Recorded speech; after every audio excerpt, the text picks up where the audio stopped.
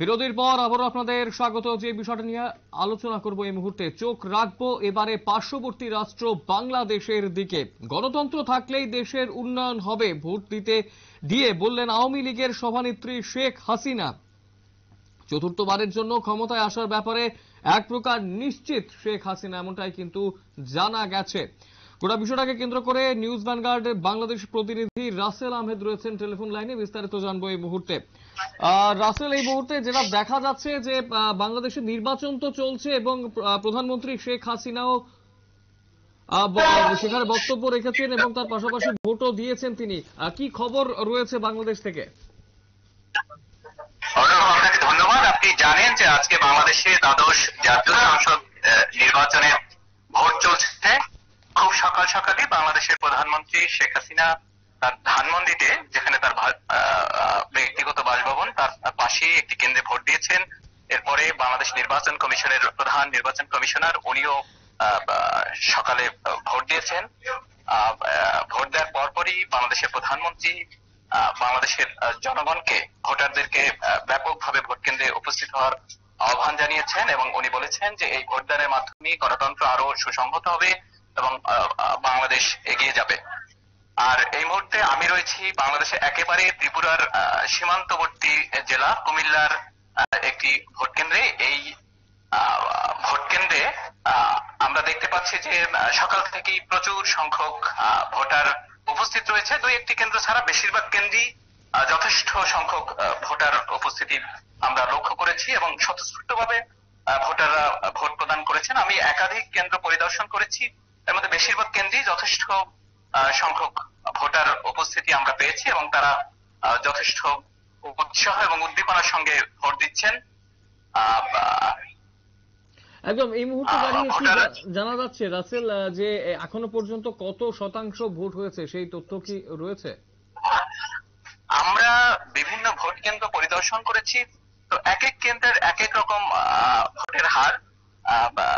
তারপরেও এখন পর্যন্ত বলা যায় যে আমি আসলে কেন্দ্রীয় ভাবে এই ওভারঅল বাংলাদেশের হিসাবটি এই মুহূর্তে আমি আপনাকে বলতে পারছি না যে মূলত কত শতাংশ ভোট পড়েছে। তবে বলা যায় যে দুপুর 12টা নাগাদ সন্তোষজনক হারে ভোট বাংলাদেশের ভোট কেন্দ্রগুলোতে পড়েছে। কোনো অপ্রীতিকর ঘটনার কি খবর রয়েছে? কারণ আমরা ইতিমধ্যেই জানি যে বিএনপি ভোট বয়কট করেছে এবং তার পাশাপাশি ধর্মঘটও চলছে সেদিকে। সেই রকম ভাবে কি কোনো অপ্রীতিকর ঘটনা কিছু পাওয়া যাচ্ছে? পুলিশ আধিকারিক যারা রয়েছেন, কেমন ব্যবস্থা, নিরাপত্তার কি ব্যবস্থা রয়েছে? পর্যাপ্ত পরিমাণে নিরাপত্তা জোরদার করা হয়েছে এবং দেশের আনাচে কানাচে সবগুলো ভোট কেন্দ্রে নিরাপত্তা রক্ষীরা রয়েছেন এবং বিএনপি বা বিরোধী দলের পক্ষ থেকে ওরকম কোনো তৎপরতা নেই। ও ধরনের কোনো নাশকতার কোনো খবর আমরা বাংলাদেশের কোনো প্রান্ত থেকে পাইনি।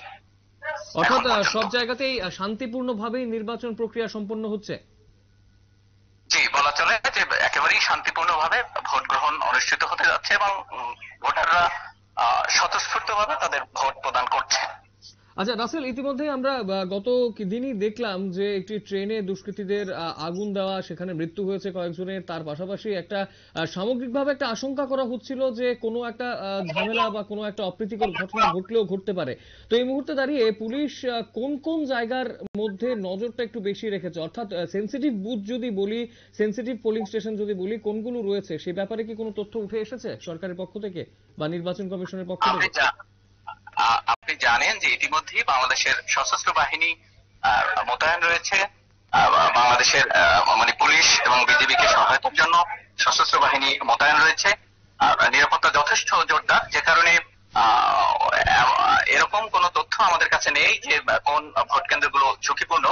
মূলত সব ভোট কেন্দ্রে যথেষ্ট নিরাপত্তা বলয় থাকার কারণে অনেকটাই বলা চলে যে ভোটাররা সুরক্ষিত রয়েছেন এবং নির্বিঘ্নে ভোট প্রদান করছেন। ওরকম কোনো বাধা বা কোনো হরতাল বা অবরোধের যে প্রভাব, সেটি কোথাও আমরা দেখিনি বা পরিলক্ষিত হয়নি। শুধুমাত্র গতকাল রাতে আপনি জানেন, জি না আপনি বলুন কি বলছিলেন।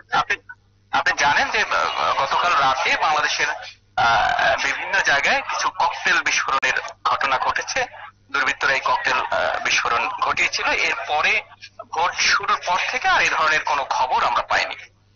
একদম এই যে বিস্ফোরণগুলো ঘটেছে সেখানে মূলত তো স্বাভাবিকভাবেই যে একটা আতঙ্ক সৃষ্টি করা, কিন্তু তারপরেও সাধারণ মানুষের বুথ কেন্দ্রে যে টার্ন আউট সেটা কিরকম দেখা যাচ্ছে? মানুষ সন্তোষজনক ভাবে গেছেন ভোট দিতে? হ্যাঁ, ভোট কেন্দ্রে সন্তোষজনক উপস্থিতি রয়েছে। আমি আগেও বলেছি বেশিরভাগ ভোট কেন্দ্রেই সন্তোষজনক উপস্থিতি রয়েছে। ভোটারদের দীর্ঘ লাইন আমরা দেখেছি। আর দুই একটি কেন্দ্র ছাড়া বেশিরভাগ কেন্দ্রেই ভোটারদের দীর্ঘ উপস্থিতি এবং দীর্ঘ লাইন রয়েছে এবং ভোটাররা স্বতঃস্ফূর্তভাবে এই 12টা নাগাদ যে পরিমাণ যে হারে ভোট প্রদান করার কথা সেই হারে ভোট পড়েছে বলা চলে।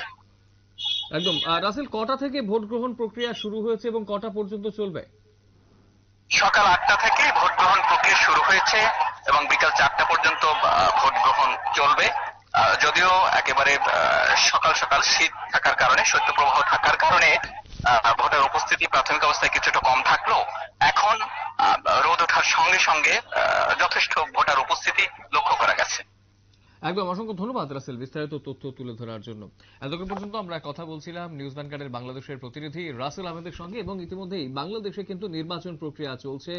এক প্রকার বিরোধী শূন্য ভাবে বিরোধীরা বয়কট করেছে এই নির্বাচন, এবং শেখ হাসিনা বিজয়ী হবেন এক প্রকার কিন্তু নিশ্চিত হয়ে গেছে। সেখানে শান্তিপূর্ণভাবেই চলছে নির্বাচন প্রক্রিয়া, এমনটাই কিন্তু জানিয়েছেন আমাদের প্রতিনিধি। এবারে শেখ হাসিনা, যিনি বাংলাদেশের প্রধানমন্ত্রী, বিদায়ী প্রধানমন্ত্রী তিনি ছিলেন, এই মুহূর্তে শেখ হাসিনা তিনি ভোট প্রদান করেছেন তার বাসভবন সন্নিকটে একটি বুথ কেন্দ্র, এবং ভোট দেওয়ার পর কি বলছেন তিনি শুনবো।